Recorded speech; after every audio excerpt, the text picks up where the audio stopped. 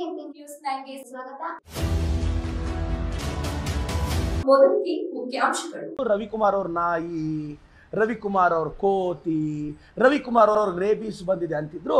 ನಾವು ರವಿಕುಮಾರ್ ಅವ್ರನ್ನ ಕೋತಿ ನಾಯಿ ಅನ್ನೋದೆಲ್ಲ ನಮ್ಮ ಸಂಪ್ರದಾಯ ಅಲ್ಲ. ಮೂರು ಬಿಟ್ಟಿರೋ ರವಿಯಣ್ಣ ಆ ಮೂರು ಕಾಯಿಲೆನ ವಾಸಿ ಮಾಡ್ಕೋಣ.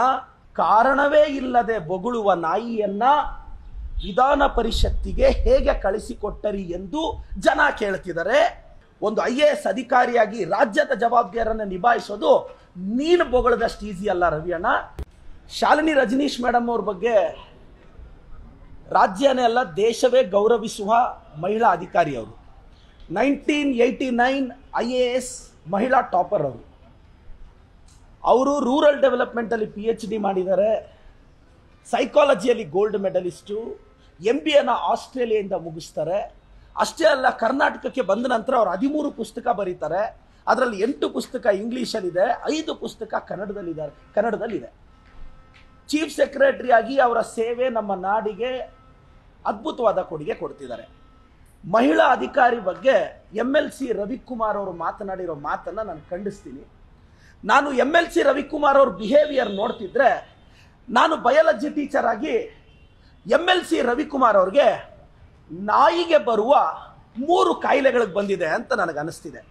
ಮೊದಲನೇ ಕಾಯಿಲೆ ಹೆಸರು ಕ್ಯಾನೈನ್ ಡಿಸ್ಟೆಂಪರ್ ಅಂತ, ಅಂದರೆ ಸುಮ್ಮನೆ ಬೊಗಳೋದು. ಅದು ರವಿಕುಮಾರ್ ಅವ್ರಿಗೆ ಆ ಕಾಯಿಲೆ ಬಂದಿದೆ. ಎರಡನೇ ಕಾಯಿಲೆ ರವಿಕುಮಾರ್ ಅವ್ರಿಗೆ ಬಂದಿರೋದು ರೇಬೀಸ್ ಕಾಯಿಲೆ. ರೇಬೀಸ್ ಸಿಂಪ್ಟಮ್ ಏನು ಗೊತ್ತಾ? ಮೆಂಟಲ್ ಕನ್ಫ್ಯೂಷನ್, ಸುಮ್ಮನೆ ಕೋಪ ಮಾಡ್ಕೊಳ್ಳೋದು. ಸೊ ರೇಬೀಸು ರವಿಕುಮಾರ್ ಅವ್ರಿಗೆ ಬಂದಿದೆ ಅಂತ. ಮೂರನೇದು ಪಾರ್ವೋ ವೈರಸ್ ಅಂತ, ಇದು ನಾಯಿಗೆ ಬರೋ ಕಾಯಿಲೆ. ಇದ್ರ ವಿಶೇಷತೆ ಏನು ಗೊತ್ತಾ? ಒಂದು ನಾಯಿ ಇನ್ನೊಂದು ನಾಯಿಗೆ ವೈರಸ್ನ ಹರಡುತ್ತೆ. ಮೋಸ್ಟ್ಲಿ ನಮ್ಮ ರವಿಕುಮಾರ್ ಅವರು ಈ ವೈರಸ್ನ ಎಲ್ಲೋ ಛಲವಾದಿ ಅಣ್ಣನಿಗೂ ಹಬ್ಬಿಸ್ಬಿಟ್ಟಿದ್ದಾರೆ ಅಂತ ನನ್ನ ಬಾಧೆ. ಇನ್ನು ವಿಧಾನ ಪರಿಷತ್ತಲ್ಲಿ ಇವ್ರು ಯಾರ್ಯಾರಿಗೆ ವೈರಸ್ ಹಬ್ಬಿಸ್ತಾರೋ ನನಗೆ ಗೊತ್ತಿಲ್ಲ. ನಾನು ಯಾಕೆ 3 ಕಾಯಿಲೆಗಳು ರವಿಕುಮಾರ್ ಅವ್ರಿಗೆ ಬಂದಿದೆ ಅಂತ ಹೇಳ್ತಿದ್ದೀನಿ ಅಂದರೆ, 3 ಬಿಟ್ಟವ್ರಿಗೆ 3 ಕಾಯಿಲೆನೇ ಬರೋದು. MLC ರವಿಕುಮಾರ್ ಅಣ್ಣ ಅವರೇ ಹೀಗಂತ ಜನ ಅಲ್ಲೆಲ್ಲೋ ಮಾತಾಡ್ತಿದ್ರು. ನಾನು ಹೇಳಿದೆ, ನೋಡಪ್ಪ MLC ಅವರು ರವಿಕುಮಾರ್ ಅವರು ಅವ್ರು ಮಾತಾಡ್ದಂಗೆ ನಾವು ಮಾತಾಡೋದು ಸರಿ ಇಲ್ಲ. ನಾವು ರವಿಕುಮಾರ್ ಅವ್ರನ್ನ ಕೋತಿ ನಾಯಿ ಅನ್ನೋದೆಲ್ಲ ನಮ್ಮ ಸಂಪ್ರದಾಯ ಅಲ್ಲ. ನಾನು ಅವ್ರಿಗೆ ಬುದ್ಧಿ ಹೇಳಿದೆ, ಹಿಂಗೆಲ್ಲ ಮಾತಾಡಬಾರ್ದು. ಸೊ ನಾನು ಅಂದಿದ್ದಲ್ಲ, ಅವ್ರು ಯಾರೋ ಅಂತ ಇದ್ರು, ರವಿಕುಮಾರ್ ಅವ್ರ ನಾಯಿ, ರವಿಕುಮಾರ್ ಅವ್ರ ಕೋತಿ, ರವಿಕುಮಾರ್ ಅವ್ರಿಗೆ ರೇಬೀಸ್ ಬಂದಿದೆ ಅಂತಿದ್ರು. ನಾನು ಹೇಳಿದೆ, ಹಂಗೆ MLCನೆಲ್ಲ ನಾವು ಮಾತಾಡಬಾರ್ದು, ನಾವು ಗೌರವ ಕೊಡಬೇಕು ಅಂತ.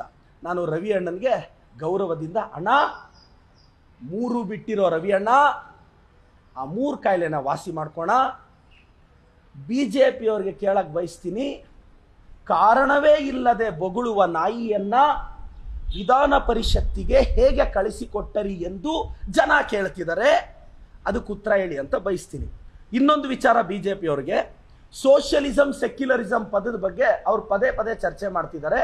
ಸರ್, ನಾನು ಮಾಧ್ಯಮ ಮಿತ್ರರಿಗೆ ಹೇಳಕ್ಕೆ ಇಷ್ಟಪಡ್ತೀನಿ, BJPಯ ಸಂವಿಧಾನದ ಮೊದಲನೇ ಪುಟದ 4ನೇ ಆರ್ಟಿಕಲ್ ಅಲ್ಲಿ BJP ಸಂವಿಧಾನದಲ್ಲೇ ಸೋಷಿಯಲಿಸಮ್ ಸೆಕ್ಯುಲರಿಸಮ್ ಪದ ಇದೆ. ನಾನು ಆ ಕಾಪಿ ಈಗ ಮೀಡಿಯಾ ಗ್ರೂಪ್ಗೆ, ಈಗ ಈ ಪ್ರೆಸ್ ಮೀಟ್ ಆಗಿದ ತಕ್ಷಣ BJPದೊಂದು ಕಾನ್ಸ್ಟಿಟ್ಯೂಷನ್ ಇದೆ ಅವ್ರಿಗೆ, ಅದರಲ್ಲಿ ಅವ್ರು ಹೇಳ್ತಾರೆ ಪಾಸಿಟಿವ್ ಸೆಕ್ಯುಲರಿಸಮ್ ಅಂತಾರೆ, ಸೋಷಿಯೋ ಎಕನಾಮಿಕ್ ಜಸ್ಟಿಸ್ ಅಂತಾರೆ. ಸೋಷಿಯಲಿಸಮ್ ಸೆಕ್ಯುಲರಿಸಮ್ ಪದಾನ BJP ಅವರು ಅವ್ರ ಸಂವಿಧಾನದಲ್ಲೇ ಇಟ್ಕೊಂಡು ಅವ್ರ ಸಂವಿಧಾನದನ್ನೇ ನೆಟ್ಟಿಗೆ ಓದ್ಕೊಳಕ್ಕಾಗದಿರೋ ಅಯೋಗ್ಯರು, BJP ಅಯೋಗ್ಯರು ನಮ್ಮ ಪಕ್ಷದ ಬಗ್ಗೆ ಪ್ರಶ್ನೆ ಮಾಡ್ತಾರೆ. ನಾನು ಮತ್ತೊಮ್ಮೆ ಹೇಳ್ತಾ ಇದ್ದೀನಿ, ರವಿಯಣ್ಣ, ಹೆಣ್ಣೊಂದು ಕಲಿತರೆ ಶಾಲೆಯೊಂದು ತೆರೆದಂತೆ, ಯತ್ರ ನಾರ್ಯಸ್ತು ಪೂಜ್ಯಂತೆ ರಮಂತೆ ತತ್ರ ದೇವತಾ, daughters are not equal to 10 sons, they are equal to 10 sons ಅಂತಾರೆ.